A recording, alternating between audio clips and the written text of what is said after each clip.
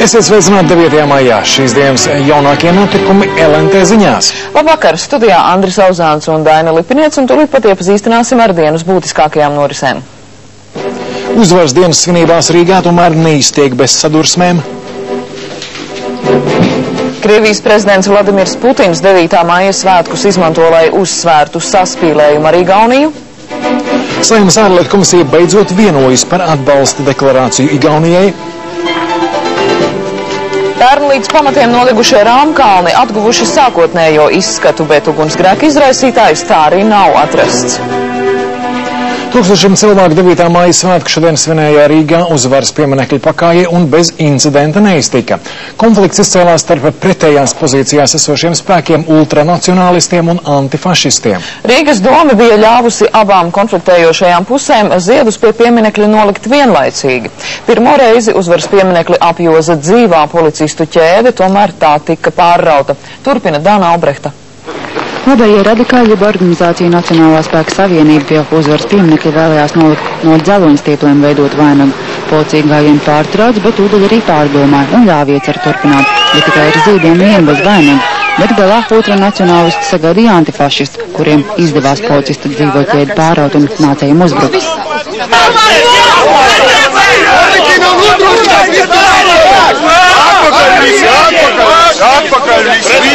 Policija par uzbrukumu labējiem radikāļiem un plakātu saplēšanu aizturēja vienu antifašistu, pret kuru sākts krimināla procesa. Aizturēja vēl divas personas, bet tūdaļ arī atbrīvoja. Sadursmu laikā cieta kāda sieviete, plakātu turētāja. Viņu nogādāja medicīnas iestādēm.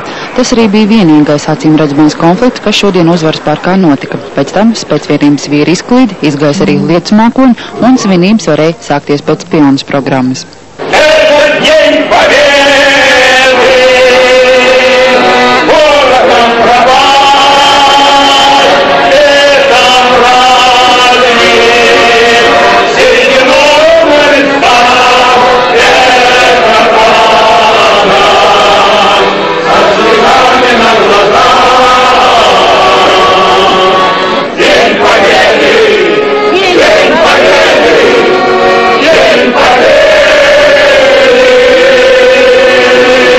Да здравствует 9 мая!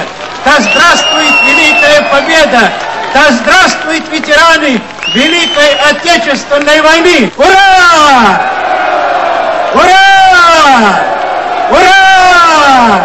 Mūsu tēvi un vectēvi kaujā aizsargāja Eiropu. Esam atnākušas viņus pieminēt, kā arī pārējos karā kritušos. Visiem atnes uzvaru, bet tagad mums ir sāpīgi, ka mūsu tēvus tā nones pieminekļus, pārvieto traucē viņu pīšļus. Es aicinu mūs visiem draudzēties latviešiem un krieviem. Mums ir vēsture, ko katrs traktē savādāk, bet mums ir kopīga nākotne un ir jādzīvo mierā. Ja nebūtu šī kara, ja viņi mūs neaizsargātu, visiem būtu beigas. Protams, kur dziesmas, dejas un svētkruns, kā arī savstarpēja apdāvināšana ar ziediem, bez svētkmīlas neiztikt. Sarkanie ikri un laši birskā no pārvilnības raga. Maizītes tiek dāļāts par brīvu. Protams, par maksu netiek smādāts arī šašliks, bet galvenokārt ieturēšanos notiek pie improvizētiem svinību galdiem uz parka soliņiem. Neiztrukstoši tāpat kā pie krūtīm piesprāstie ordeņu un ziedu klēpju rokās, protams, ir degvīns, kas no pašvaldības policistiem tiek rūpīgi slēpts. Россию, матушку! Россию! И за справедливую Латвию! За казачество. Никогда не будет. За монархию. Мы стоим за монархию. Нам обидно за тех, кто однажды не сядет за праздничный стол и не скажет. Да, я сейчас иду. Es te apsargāju, lai nebūtu, provokācijas. Līdz pēcpusdienai pašvaldības policisti uzvaras parkā konstatēja 11 pārkāpumu saistībā ar alkohola lietošanu. Savukārt daudzās ziedu tirgotavas ap parku izrādījās ir likumīgas. Dana Albrehta, Vēsargi, Zavrotņos, LNT. Ar bažām par